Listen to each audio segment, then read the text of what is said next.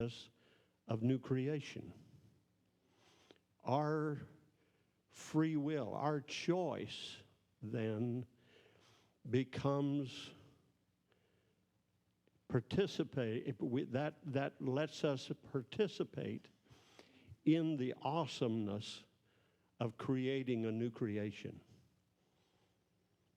And I've looked at those scriptures where it talks about the one sitting around him on his throne, judging.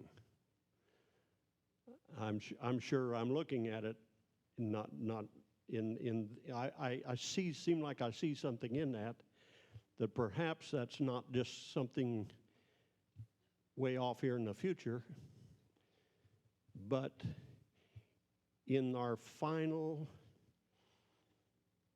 climax of the finishing of this task in our lives and the finishing of the new creation, we sit alongside God and participate in this creation by our free will. Our choice becomes our will then is joined with his to finish this task of judging this world and completing our own salvation. We become co-creators of our own new creation that's being developed and growing within us, and where that we can then be like him. So when we see him, we shall be like him. We're trying to grow into that dimension with God. And I got off track a little bit. I've felt such a need to see more clear, have more understanding. And at my age, I feel like I need to hurry. I don't feel like I've got a lot of time left at the best. And I know there's a thrill. There's such a thrill in having your mind, and I appreciated what this sister was saying, how that nature seemed to be more beautiful. The grass was greener, the flowers were more beautiful. And I never will forget, when you have those experiences of enlightenment from God, the world depicted as a light bulb going off on your head. Well, not a bad picture. And they too, if you've never met the Lord, there's points in your life when a understanding will thrill your heart, just in the world. But been over 50 years ago that happened to me. And went to church one day. We normally went maybe once a month, and that was we just decided to go to church that day. And my wife took care of two little children. There was a captain we were in the Army stationed in Fort Riley, Kansas. And I was in the military, and my wife was babysitting, or he furnished us a home. This captain's wife passed away in Germany, and he had two little babies, and one was, I think, 3, and the other a year and a half or something. And so we moved in with him. He furnished the home. It was a great big Victorian home. I don't know how many rooms, a lot of rooms in it. And it was something really the Lord supplied for us. We lived there with him, and almost all the time we were in the military, and had a free home, and he furnished most of the food. when you're, I can't remember what we were paid, $70 a month or something was our take-home pay from the Army. Anyway, it was a blessing. And my wife took care of these two little babies 24/7. They were just like our children. I never will forget when we left there. And she'd had these babies for probably a year and a half. They were just like her babies. And the husband was not a very good father and was hardly ever around, and they were just our children. A little boy and a little girl. The girl was older than the boy. And as we was driving out of that town, my wife was in terrible pain. She had to leave her babies. She kept asking me, can we sue? What can we do? I said, no, we're not their parents. And over the years, I've thought then when we had, the children were named Sammy and Jeannie. When we had our children, Joan got her little Sammy and Jeannie back.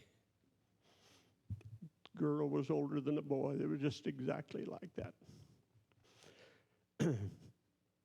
So my wife got her little babies back, and they were hers. Anyway, we took these children to church, and we went into this little Nazarene church, and we didn't know it, but they was having a revival that day. And we sat in the back of the church with the kids, and I don't remember what that man preached on. He was a evangelist they had in for a week. And but the Lord began to deal with me and my wife both. And I never will forget, I shook from the top of my head to the soles of my feet. I couldn't stop shaking.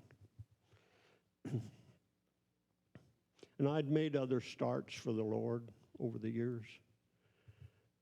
I say over the years, I think I was only 21. My wife was 20. But I knew what it was to serve the Lord. And I stood there and I talked to the Lord before I ever stepped out. And I told the Lord, I said, if I make a move today, this is forever. I want this to be forever. I don't ever want to turn back. This decision I make today, I want it to stick. And I reached over and got my wife by the hand, and we went down that aisle. And somewhere between that back of that church and that altar, my life was changed. Yes, praise God. And that stirred my mind when she said, on the way home that day from church, it looked like the Lord washed the world. I didn't know the world was so pretty, just beautiful, flowers. I went home and there was flowers all around my house. I don't know, I guess they was there when I went to church, but I didn't see them. And the grass was greener. It was just, what an experience to meet God. Have a personal encounter with the God of the universe. How could you ever forget that?